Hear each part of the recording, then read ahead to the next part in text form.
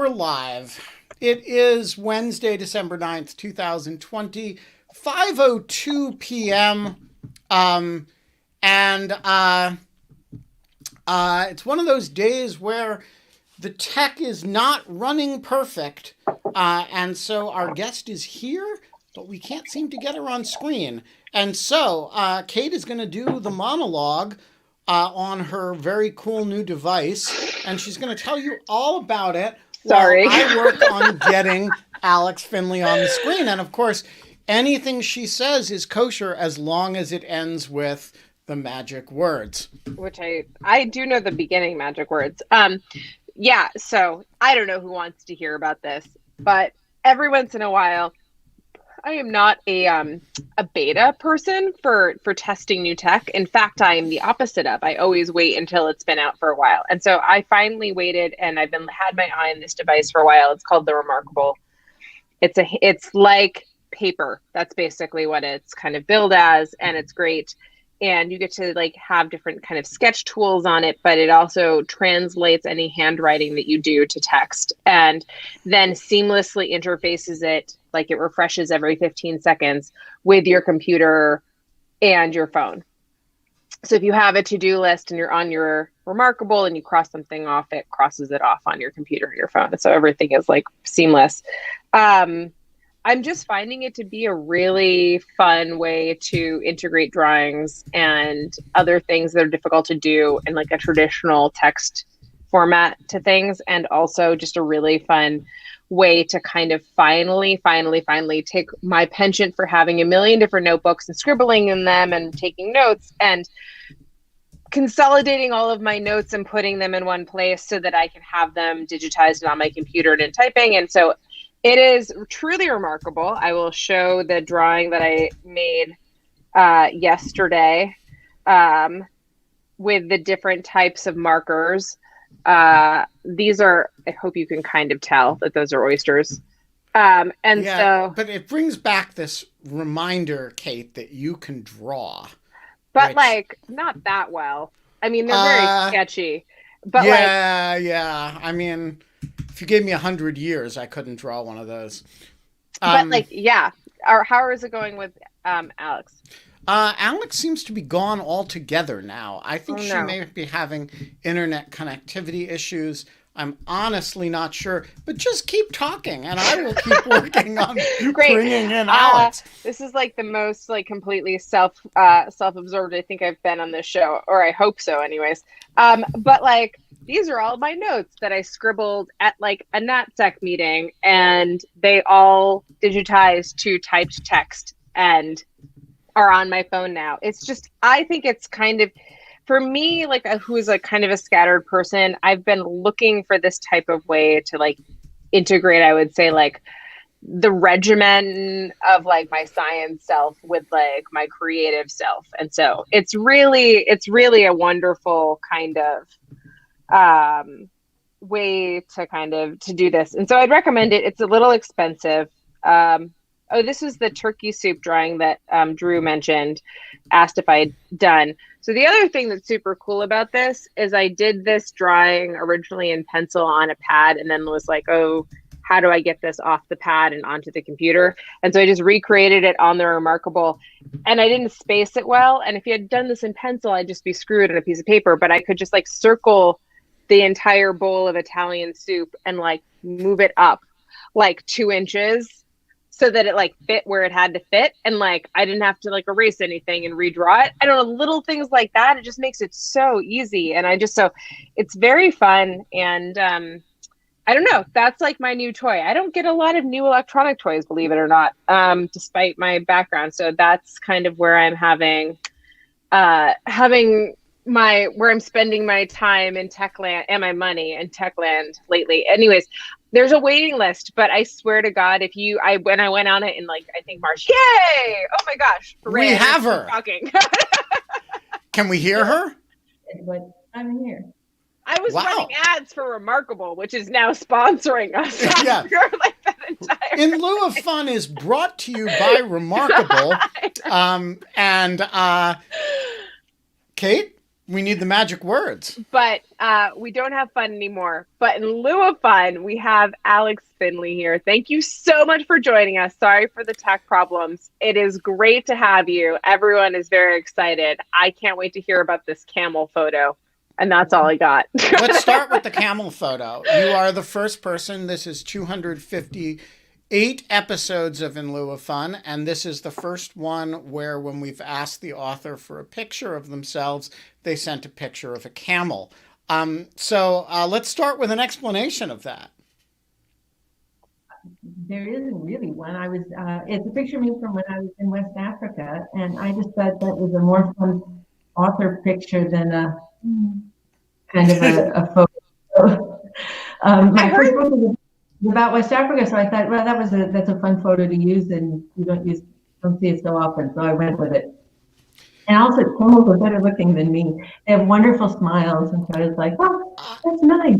I love camels. I think they are the most expressive, fascinating animals, and I think they're, people really, they get a really bad rap from people. I think they're very fun.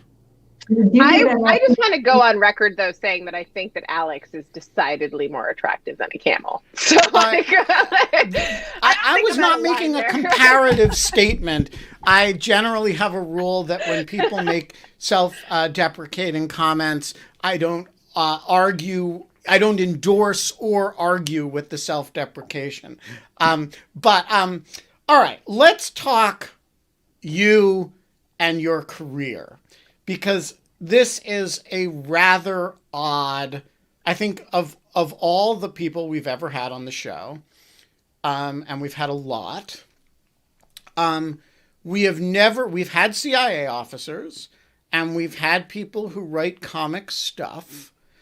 That is not a significant overlap in the Venn diagram. In fact, I think the Venn diagram overlap is the point of tangency, which is you.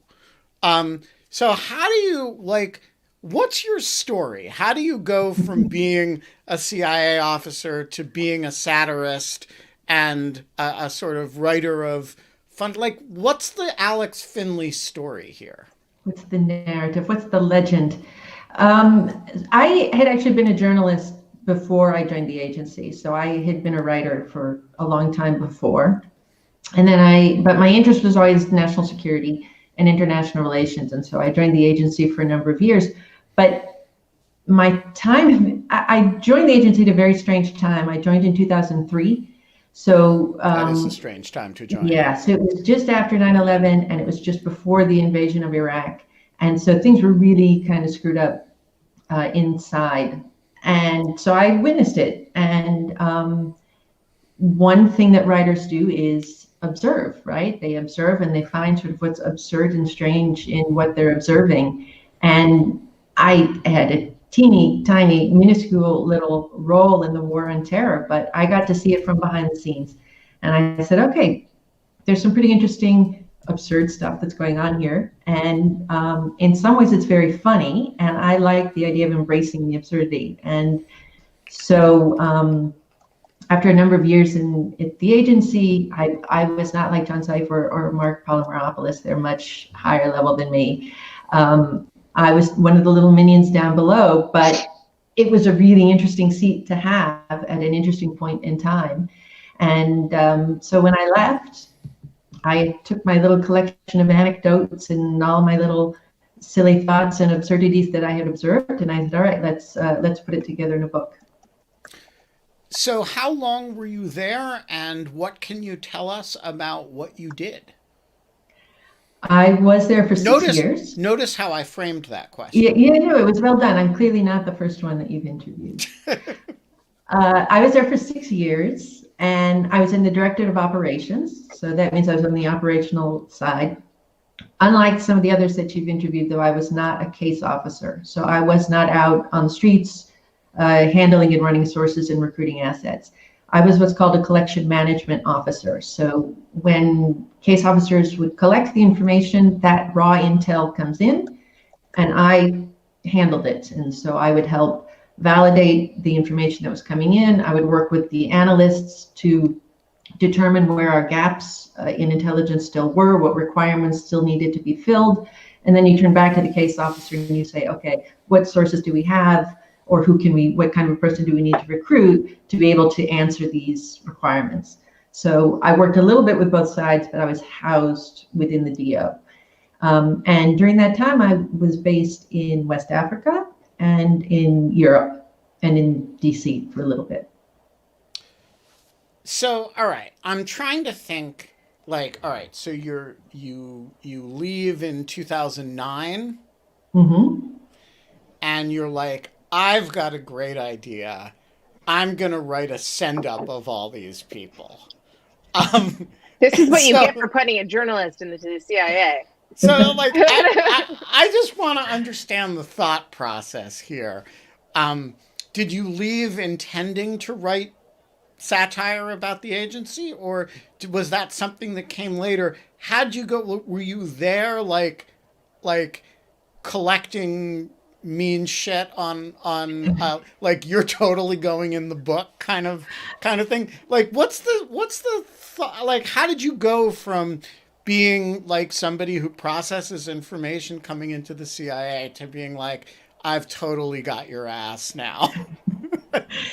So I didn't go into the CIA to do research to write a book. Let's make that clear.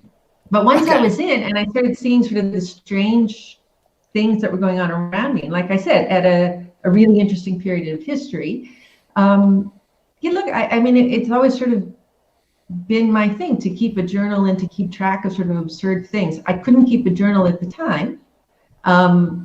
But every now and then, an absurd thing, a crazy thing would cross my path, and you jot down a little note to sort of remember what strange thing had happened. And then it wasn't just me. I mean, there were so many times that my colleagues, my friends, and I were sitting around like, you're not going to believe this one.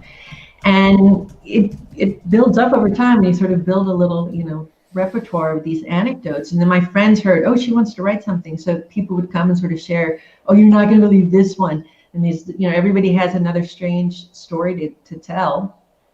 When I left for all kinds of reasons, but I knew when I left that I wanted to write the book. And by that point, I had a pretty good collection of anecdotes. I had a number of sort of themes that I knew I needed to get off my chest and share in some way. And so that's how it all sort of came together. So can I just back up 1 second and ask, how exactly did you transition from what you were doing prior to 2003 into working for the CIA?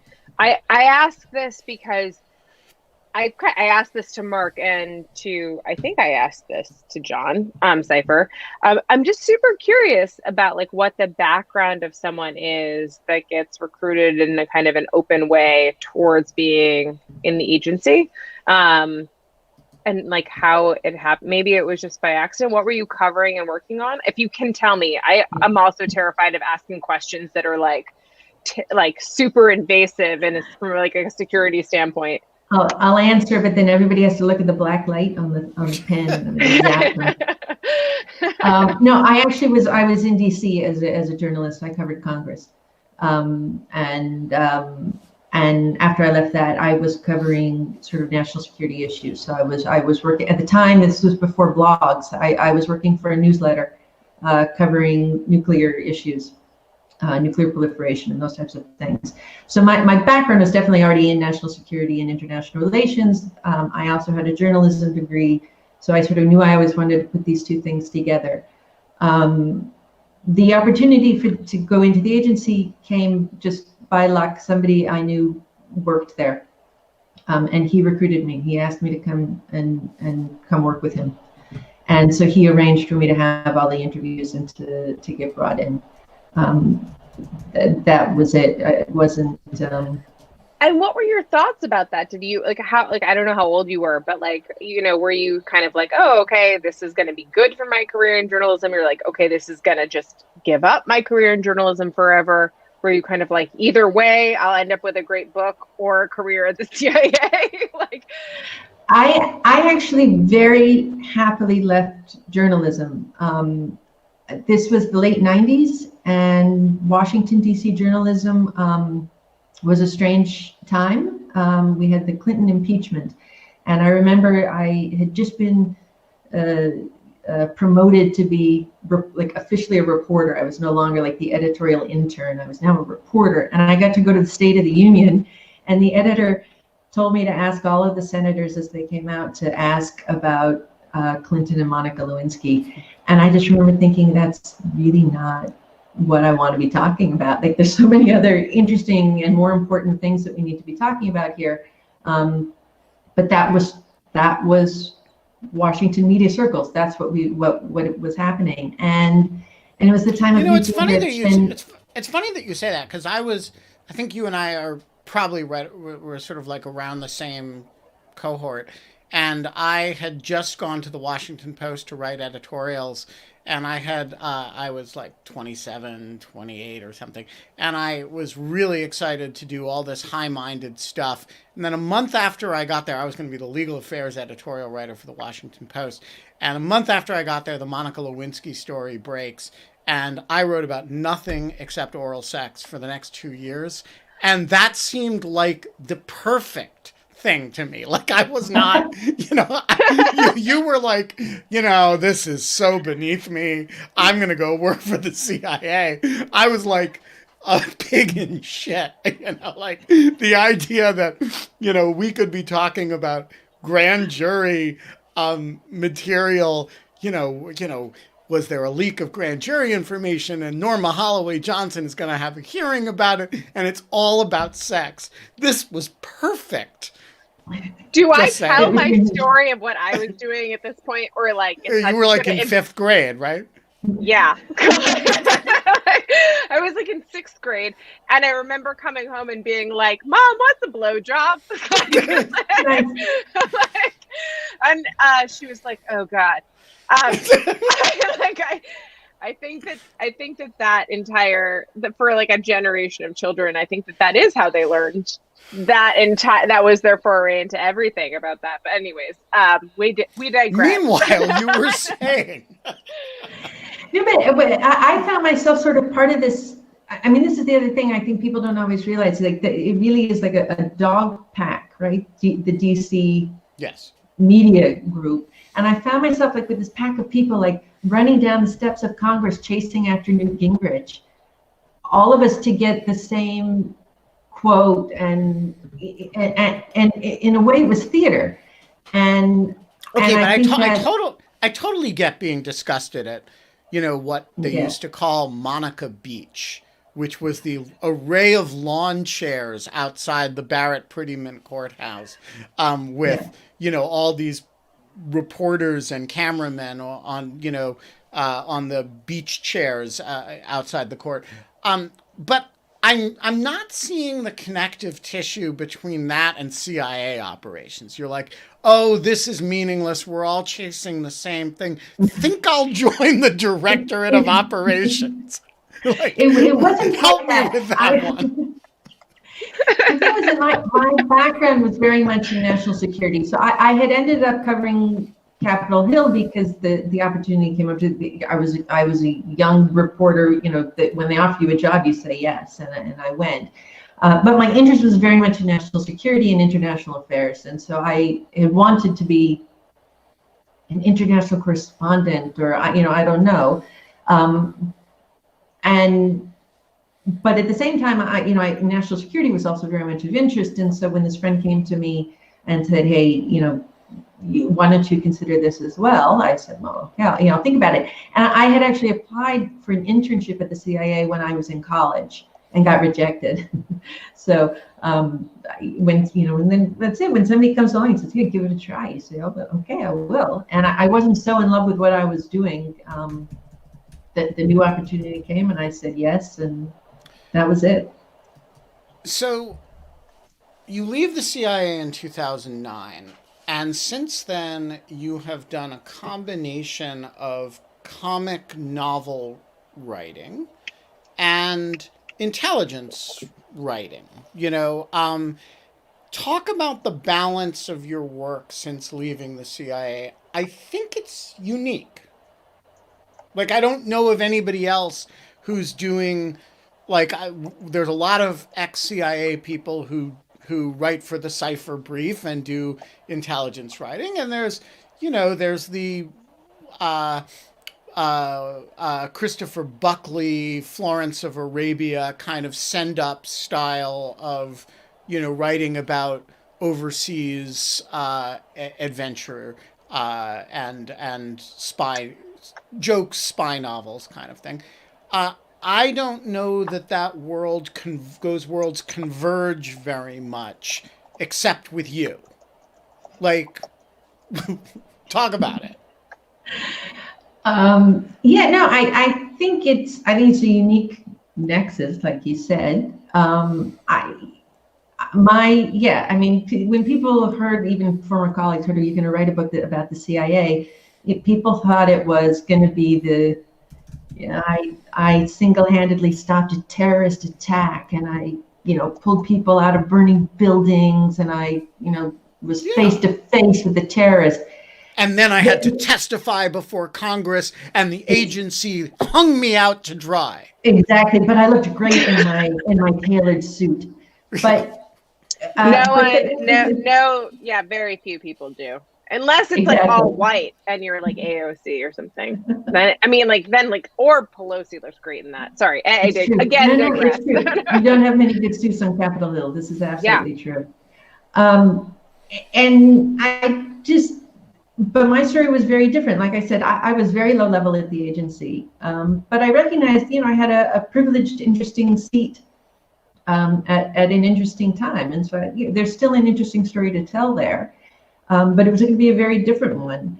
I like satire. I like laughing. I think especially with something like the War on Terror, which is what I started with.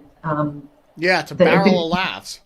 Yeah, well, but this is Victory and the Rebel. It was like a catharsis for me. It was like I said, I had joined at a very strange time.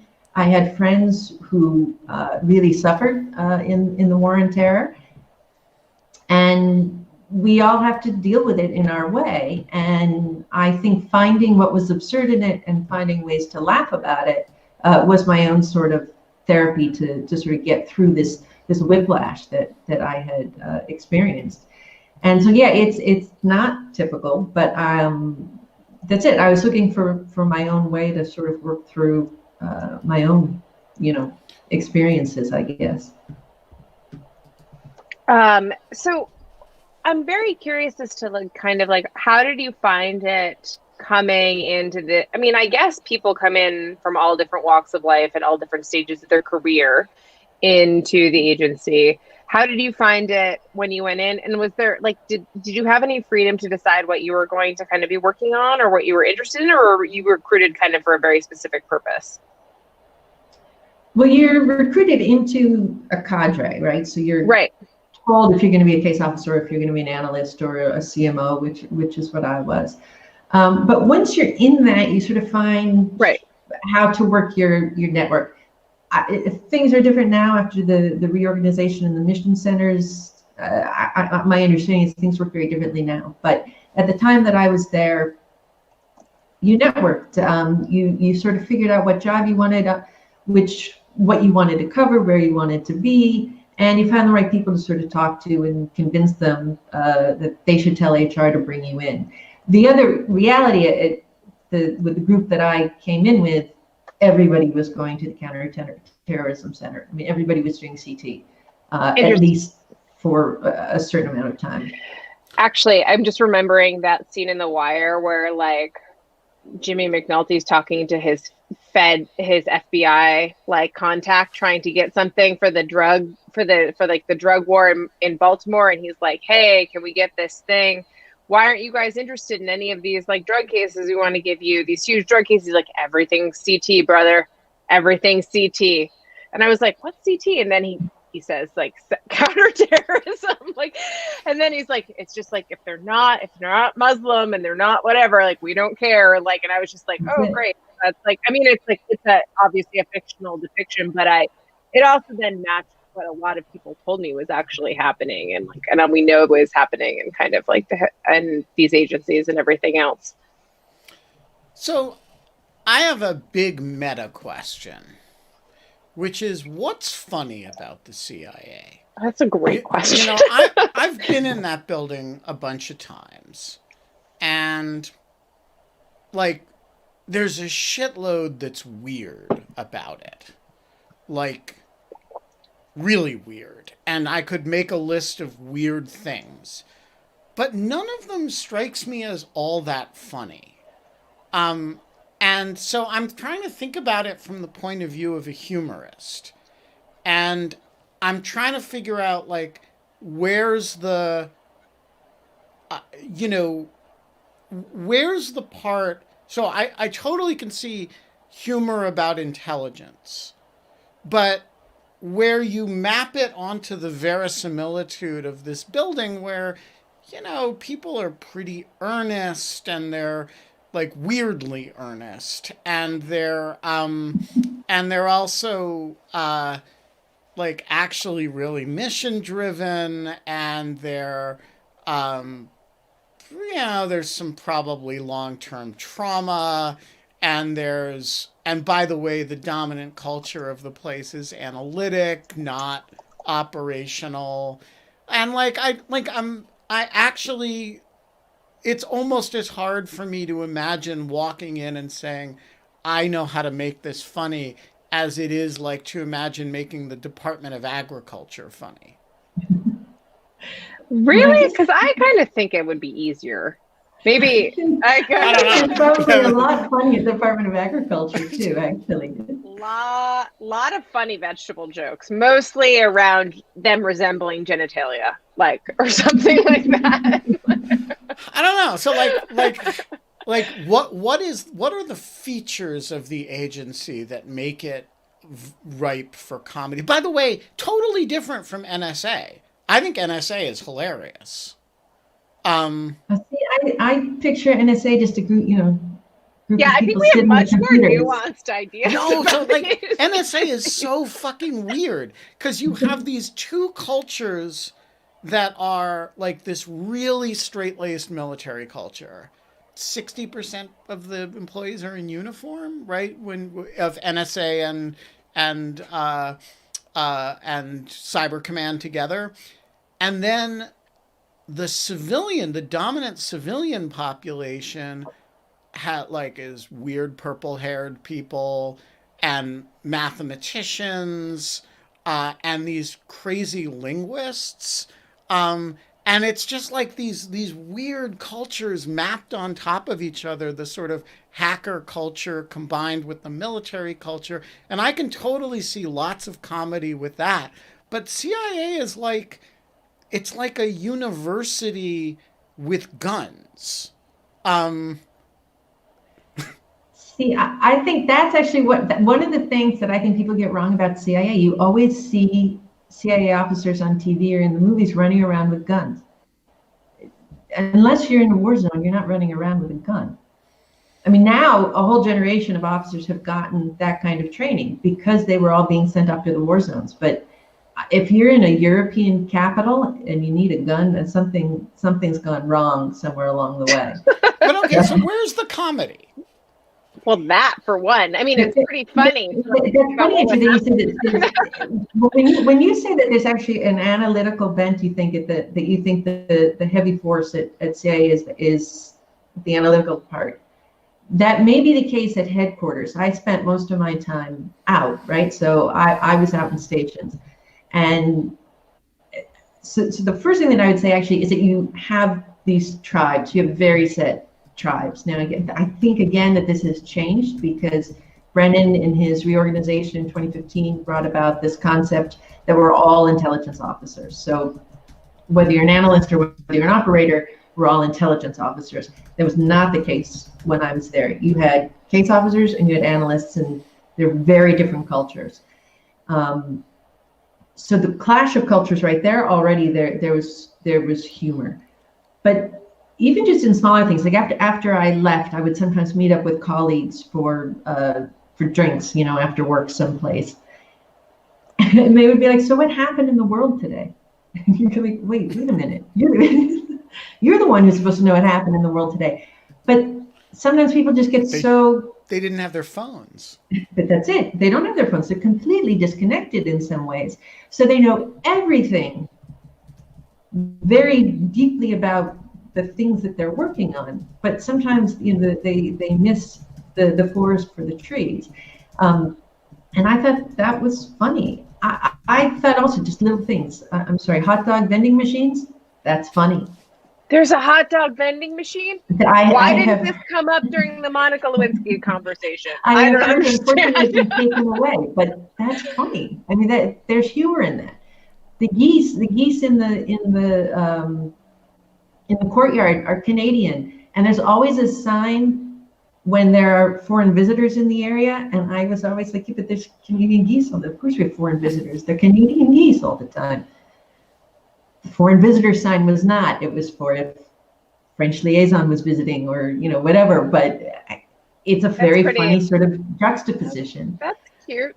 I like that. I think that you have like a creative mind that kind of sees the humor and kind of all of the layers of something like, but I also think that maybe you saw the humor because you could see the difference. Because there was a little bit of friction between the infrastructure and the architecture of the world you were entering and like what you were used to. If you had slowly come up for 3 or 4 years, by the time you were going to be confident enough and like relaxed enough to see the humor in things, I think that some of those elements, like the foreign visitors sign, you wouldn't notice them anymore almost. Does that make sense? You wouldn't like think about them in a funny way. So that's kind of a really interesting point. Oh my gosh, it's 5:30 already. We're almost halfway through the show. I can't believe that went so fast. Sorry, I just noticed I'm just starting to bring in questioners. He just usually does that like about halfway through the show, and I just like kind of like clicked to me that I was like, oh wow, we're there. That was really, really fast. So that's kind of really I really like that. Who's your favorite satirist? Like, do you read comedy or study comedy? I do. I've read quite a bit of Christopher Buckley, who is very funny, and then I like the late night guys. But it's been tough. I mean, I don't know. This past year's been really hard to find humor in things, right? So, yeah, I'll be happy that when we can all go back to finding funny things again. I find something funny a lot of times and think about saying it publicly or doing something, and then remember that like there's tons of people dying and a lot of people are not in a place to receive any type of humor and find it glib and inappropriate. And so it's a hard time to present humor, and it's a very bifurcated world. But I really do believe that if you look for the ridiculous in anything, that you'll find it. And that was one of the challenges with the war on terror, which I found humor in. It's not funny. I mean, it's a very dangerous and terrible thing. But at the same time, like you were saying, where did you find humor? I found humor in the CIA, but then I also found humor in the terrorists. And then I found humor in the conflict between the two.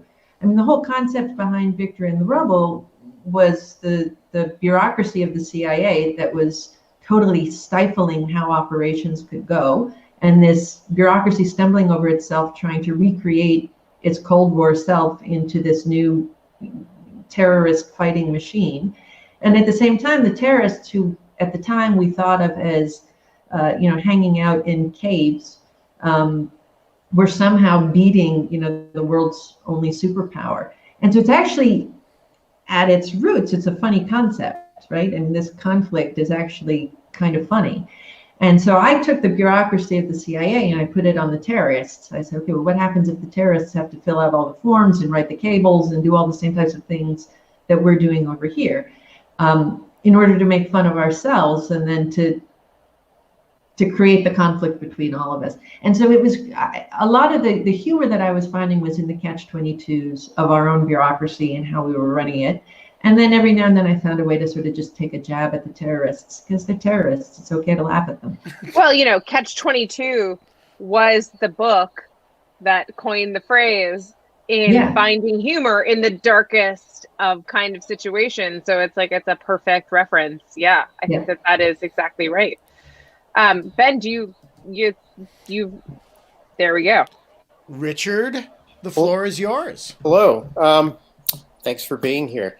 I'm presuming that your writings still have to be vetted by the CIA. So, and so I'm wondering if you've had cases where you actually had to go back and edit some of your satirical writings because they didn't pass muster with them. And do you have any stories that you can actually tell about that?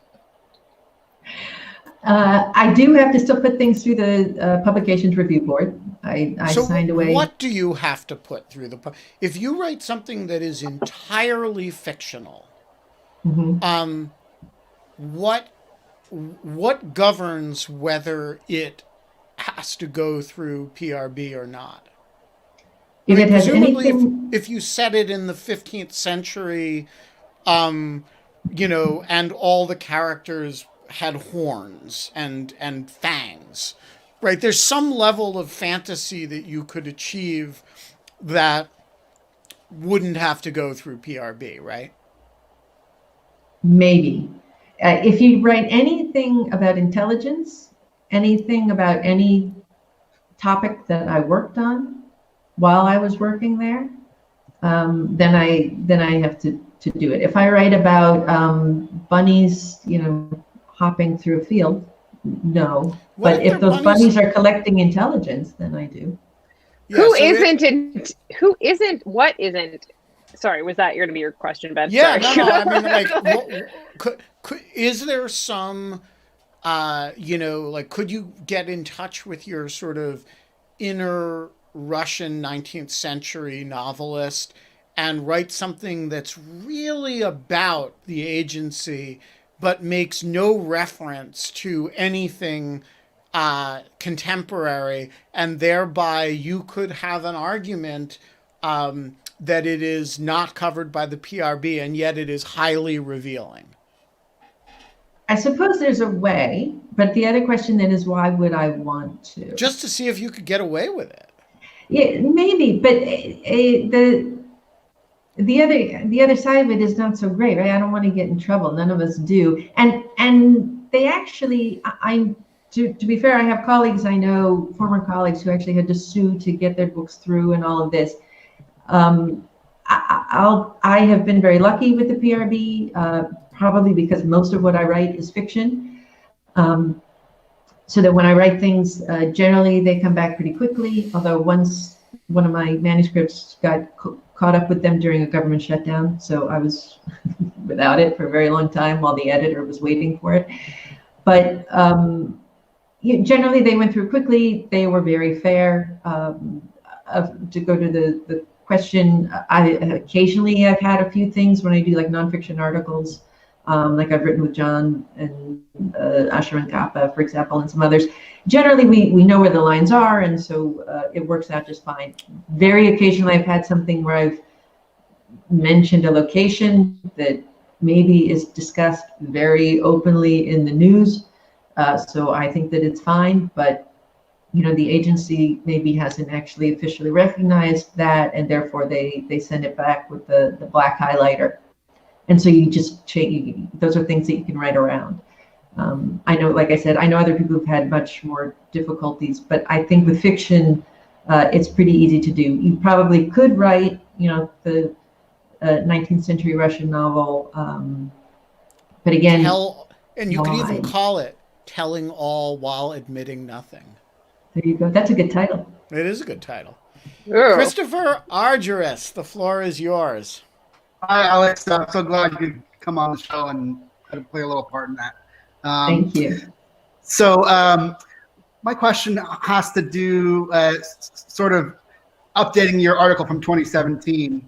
I know that you weren't around in the time of David Cohen and his sort of spearheading this Directorate of Digital Innovation.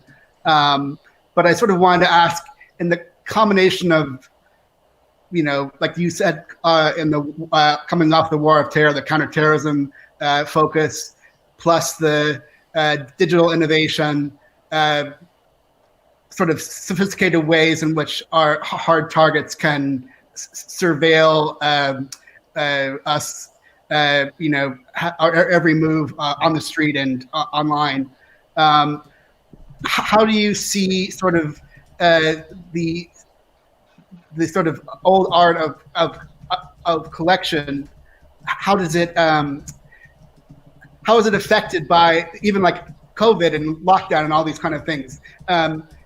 Is there like has it the culture improved? You think getting away from this counterterrorism effort, and is the agency sort of maybe a little bit timid in terms of thinking that, okay, if we can steal something or hack into computers, we don't have to leave our desks and go out and do the,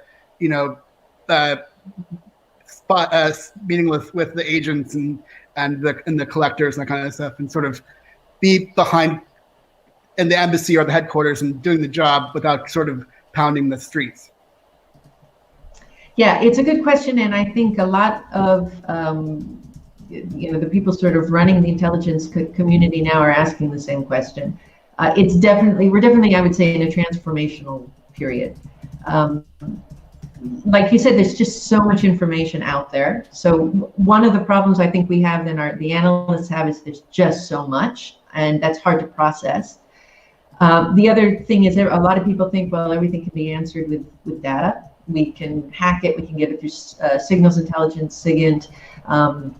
There's all kinds of, social media. You can get all kinds of information. And all of that is true. And all of that is important.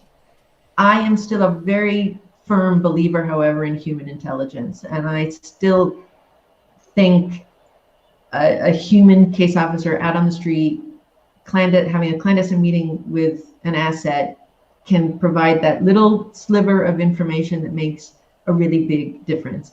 We can see the broader patterns, but there's always that little tiny bit we might not know. And I was thinking about this the other day.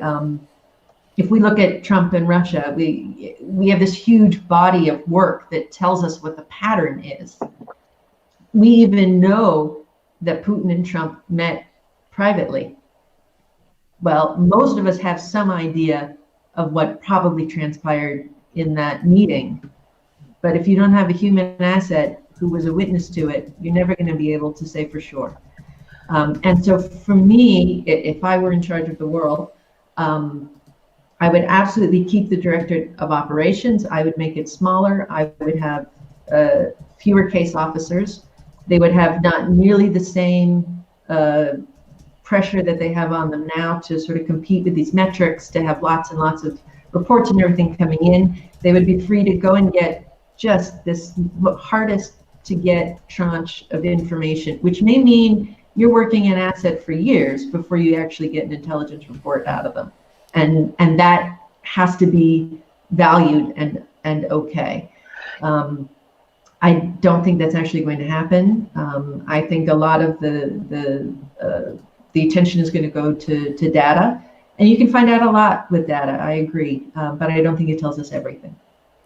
So I just got a text from a, let's just say, current CIA officer asking me to inform everybody that Alex's books are extremely popular among her former colleagues, and for the protection of the innocent. I'll say no more than that. Can I just ordered them. Follow up about David Cohen? Would you be concerned that if David Cohen was the director and he was responsible for the digital innovation, that would be the continued direction that CIA would go in terms of hacking and less of the I don't know enough about him to be able to say. I know that he was brought in to run that directorate, but he has a more complex background, right? I mean, that's not his only background. So, what else he would bring in and what he plans to do with it, I'm not the right person to answer that. I don't. Thank you, Alex. Thank you. So in the chat, former President Ilves of Estonia has done some tradecraft and observes that he thinks you must be in an EU country because you do not have a round doorknob, but a levered doorknob. And really? so Do you have any thing to say about your locations, whereabouts, or current activities? I mean, it's not just the doorknob. No offense. It's also that light switch.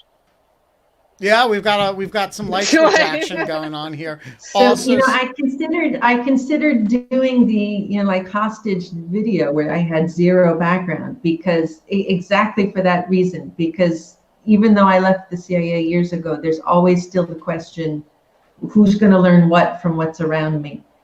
But I will say he is correct. I am in the EU, but I will say no more. Up late in the EU, as is he, by the way. David Botts, the floor is yours. Except that I can't get your camera on.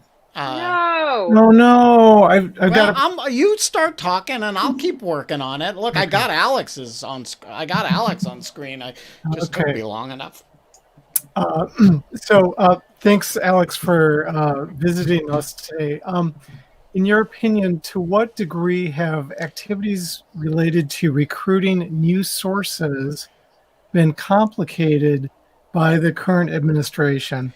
And Kate and Ben, I have something for each of you. I just want to say big points for having that gorgeous picture of Sophia Yan behind you.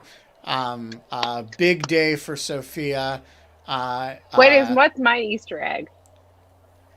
I can't tell. What is that? Kate. What? Oh, is it the bar thing? It looks like a Bartesian. Bartesian. Sorry. Inside jokes on In Lieu of Fun, but that is like a $400 make you a cocktail Keurig that is behind his left shoulder. Thank you, David. You got me a Bartesian for Christmas? Absolutely. He got you a background picture of a Bartesian. That's all I need. I have arms. Go ahead. So the question, has Trump affected operations? Was that basically what the question was? I actually don't know that we've seen it yet. I actually do wonder when Biden gets in, and if we're going to start hearing more stories. We know when Pompeo first took over as director of CIA that he went very quickly to see the analysts who had written the report saying that the Russians had done what they did to help Trump. And I don't think Trump was competent enough to understand that he could have tasked operators to do certain things. Yeah. That's my guess. But why didn't people underneath him appreciate that? That is the thing. No, because there is nobody, with the solitary exception of Mike Flynn, who was there for 30 days or whatever he was. There is nobody in the president's inner circle who has any experience with intelligence. And the idea that the president gets to set the intelligence priorities of the United States, which we have talked about openly for years now, does not seem to have penetrated that compound. And thank God for that, because imagine, leaving aside tasking the intelligence community to go after, people who are mean to the president. What if he had made protection of the, tasking the intelligence community to find out about who wants to cross the southern border? That is an undisputably legal authority that he has, and it would be a total disaster if the intelligence community spent significant resources on that. It would be bad in terms of opportunity costs, what they're not looking at. It would also involve, a horrendous waste of energy, and it would, the tools they use are often not pretty, and, deploying them against people who want to come see their families is, would be a terrible thing to do. It's also totally legal, and it's good that they never figured this shit out. Yeah. Yeah. I also think operations are at such a different world. I think Pompeo, when he was in, even though he had been on the Intelligence Committee, I don't think he really knew and understood.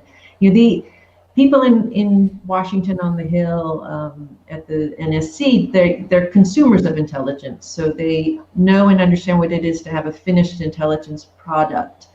But the realities of how that is collected, I think very few people, except people with experience in the DO, know and understand that.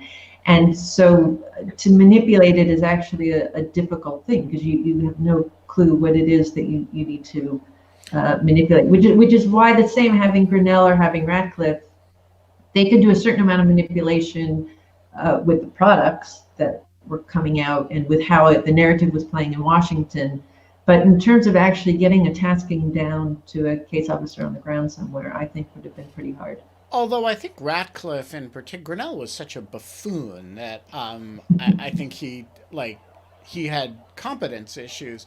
But Radcliffe, I think, just at the level of just focusing on declassification, I mean, you can do a lot of damage by declassifying. Yeah, for sure, that can do a lot of damage. That I agree. But in terms of taskings going down, I don't think they were able to do that. I do think that there was a residual effect then to all of that, right? I mean, how do I go and meet with a source now who says, yeah, but you guys could, you guys could release my name or whatever information I'm giving at any point. And worse, on top of all of that, is the loss of soft power. The biggest reason that you're able to recruit an asset is because they really believe in the values of the United States, and they think that they're helping America, so America will help them help their country become more like America. And a lot of that goodwill, I think, has been lost.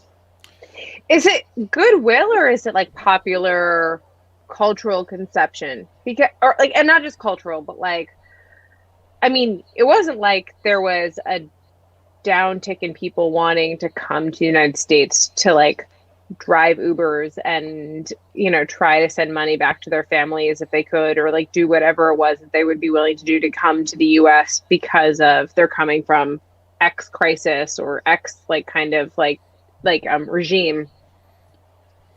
But what I'm kind of curious is about when you say that is if there are people that are going to work as assets for the CIA, do they always do it as kind of a thinking that they're going to be able to one day immigrate to the United States? No. Or is it it's mostly just kind of thinking well of the United States and that the United States is a powerhouse?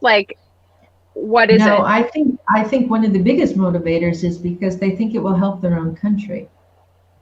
They think if I can get the right information out to the right people, maybe they're going to help make the change, get the changes that need to change, so that I will no longer have an authoritarian government, or my and they think no that the United States can help them with that in some way. Well, sure, because of course, yeah. Once upon a time we were the superpower, and we had a lot of influence, and if we push people to governments to do things, a lot of times they listened. No, I mean, I just wanted to be, I am not in this space. What you said makes perfect sense. If I thought about it a lot more, I would have gotten there eventually, but it's really helpful. Thank you so much. E.G. Phillips, the last question tonight is yours. Yeah, I was just wondering if you had any thoughts on this recent Axios report about Eric Swalwell and his connection with Chinese intelligence that at least has gotten right-wing Twitter very excited. So I haven't had a chance to read the whole Axios report, so I only know that sort of the basics, which is that Chinese intelligence was trying to penetrate a number of California government offices at a number of different levels. My understanding is that when Swalwell was given a briefing on it and was told that it was happening, he cut contacts with the people that were involved and basically took a defensive stand. And he stopped what he was, he stopped the activity.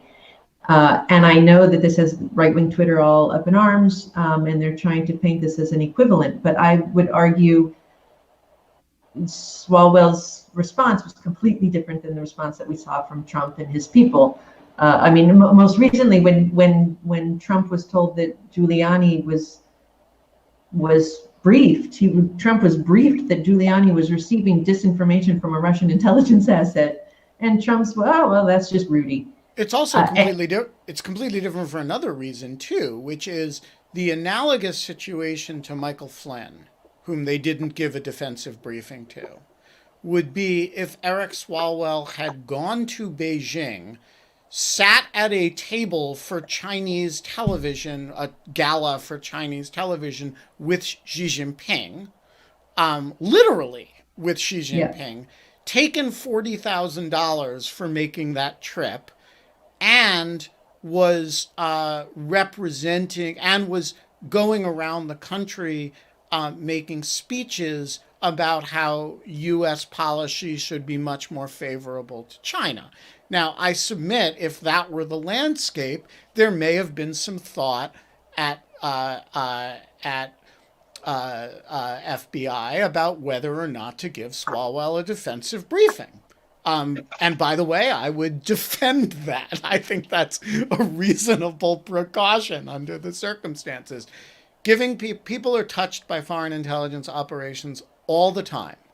Exactly. And they get defensive briefings all the time. I've gotten one, which was, a notice from the FBI that I was being targeted by well, they didn't say foreign, but it was clearly a foreign intelligence actor on my cyber activities.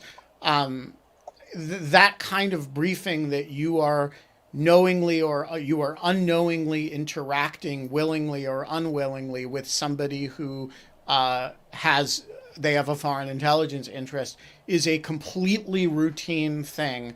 And it says nothing about the conduct of the individual in question, except that the FBI is concerned that they may be inadvertently interacting with foreign agents. Exactly. And that was the thing with the Trump people. It was very clear that they were targeted by the Russians. That actually, in some ways, wasn't surprising. That, in some ways, that was to be expected. The problem comes in what's the response to that. Explain one thing to me before we let you go about Trump, the CIA, and the Russians, which is I literally have not met a former CIA employee who isn't scandalized by the president's interactions with the CIA and with the intelligence community more broadly. I am aware, however, that I have a somewhat biased sample of people who I chat with, and that opinion is probably more diverse than I see, just because, of who I am and the things that I write. People don't get in touch with me to describe the pervasive pro-Trump sentiment and, in the cafeteria at Langley. What would you expect the results to be if you polled CIA employees about attitudes toward the president? Yeah, I don't think I can put any numbers on it, but I would definitely say you have more people there who probably are pro-Trump and who are Republican than a lot of us would like to think. And I agree. Like a lot of the sort of the media narrative is he wasn't welcome when he came and all these types of things. My guess is you have a number of people actually who do support him, and that's fine and that's normal. Really, the politics that wasn't ever really discussed when I was there. Trump is a very polarizing figure, so perhaps that's now changed. But I also would like to point out that a lot of the problems and the suffering that the agency has it came before Trump. I mean, the place was really having some problems even, for years before, which also helped me to write my books. I mean, the place was broken in a number of ways. Certainly what's happened over the last 4 years hasn't helped that in any way.